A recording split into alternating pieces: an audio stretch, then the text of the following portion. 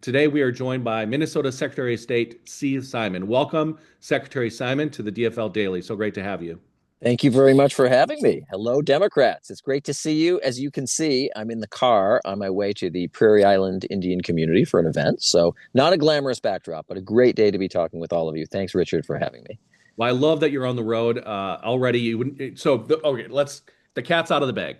This Yeah, morning at 6 a.m., a couple local news outlets broke the news. Do you have any announcement that you want to share with our team here? I do, in fact, have an announcement. I officially announced my candidacy for reelection this morning as Secretary of State, and it's an honor to do that. Many of you have heard me say many times, but I'll say it again. I am in the democracy business. And I'm sure you've noticed it is a challenging time to be in that business. We've faced a lot of challenges and a lot of threats in recent years, lately coming from the federal government and the White House itself. But we've been able to beat those back, step up, stand up, push back with some real success. So it's not just about defense, it's about offense as well. So I'm thrilled to be in this work, thrilled to be in the democracy business with you. And I hope together we can do great things. Fantastic. We are so excited that you're running for reelection. You're one of the top vote getters on a regular basis whenever you're on the ballot. So that gives me a lot of hope and encouragement about what your 2026 impact on the ballot will be for Democrats up and down the ballot. The last time you were on the ballot in 2022, our democracy and right to vote were under constant attacks like they are Yeah. now from 2020, that then 2020 election deniers. A few years later, a lot of those threats still exist, but they seem less obvious. From your perspective, how has that conversation around voting rights changed? That is a great question, Richard, because as a person might have predicted, there's been a little less of the sort of outright anger and attacks on election administrators, for example, in part, I suspect, because of the result of the 2024 election, right? A lot of the people who were angriest, that their anger subsided because they liked the outcome. And the bad part of that is, as we all know, when they don't like the outcome, there's the possibility that fringe portions of folks in our community will do things like January 6, 2021. So to your question, how has that morphed? How has that changed? I would say now in the Trump 2.0 administration, we've seen it come out in more official ways. It's no longer vandals trying to break into cherished American buildings.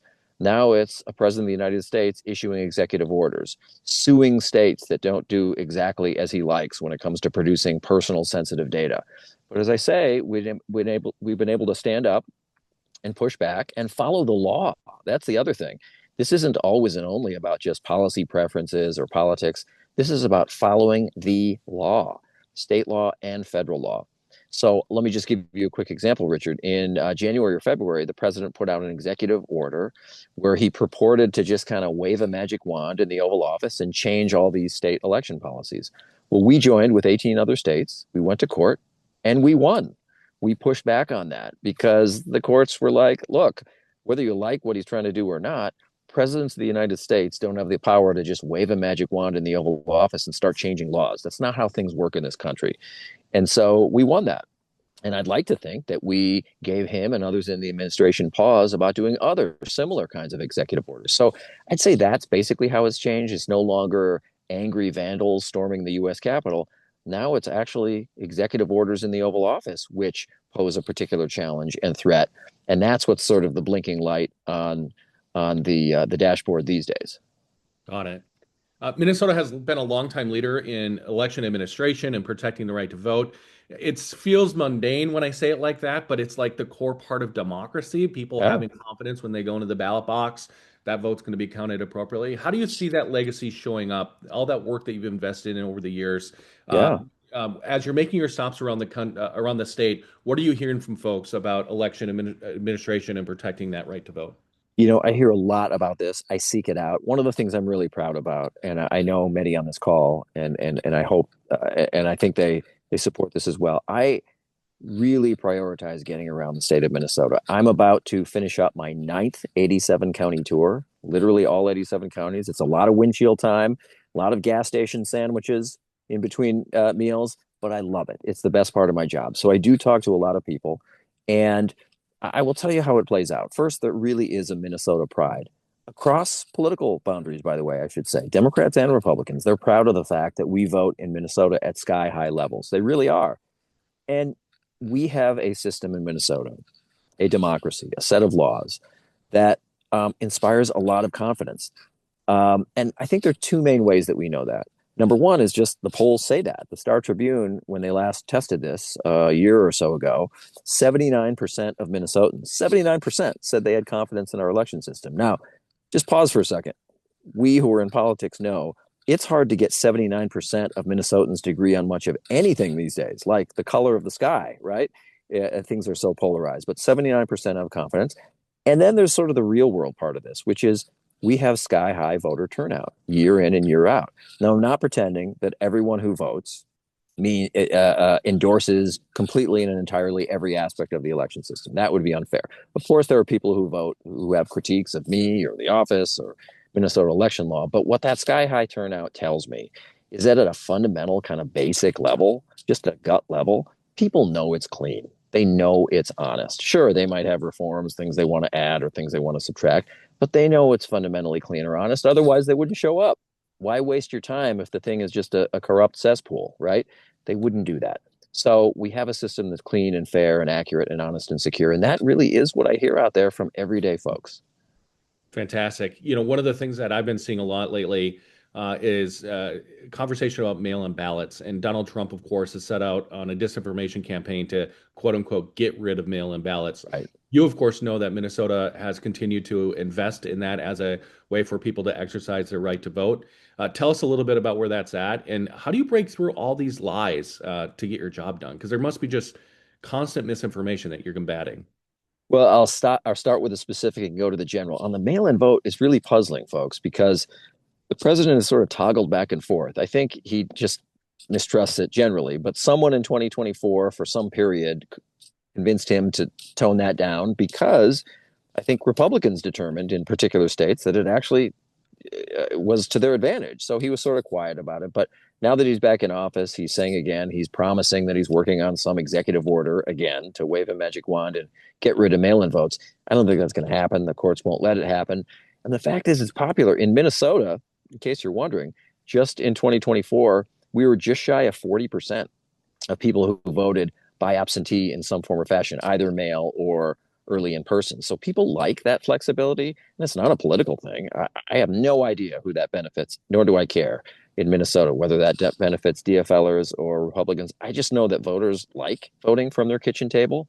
They like the flexibility that comes with that. So I think the president, who, let's face it, sometimes has some effective political antenna, he's just not reading the room on this one. He's not reading his own room.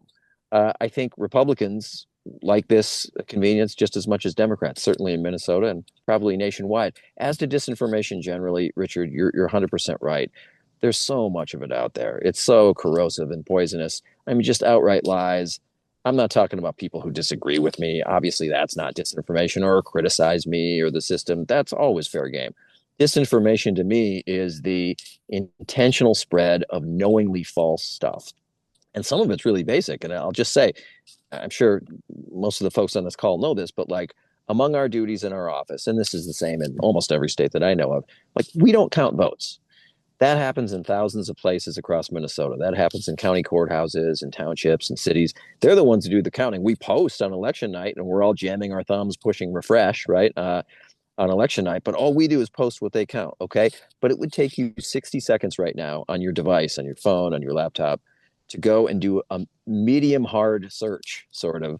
And you'll find people out there saying that I and my colleagues across the country, not only are we the vote counters, but we're jamming it up. We're somehow gaming the count for candidates we like or candidates we don't like. I mean, that's just a made up lie. And so all we can do is enlist partners like many of you on this call and the news media and others to just not just say what's not true, but say what is true. Be faithful for the truth to the truth. Say it over and over again. And the good news in Minnesota is we have a receptive audience because people want to believe the best, and they know that our system is fundamentally a good one and a clean one and an honest one. Well said.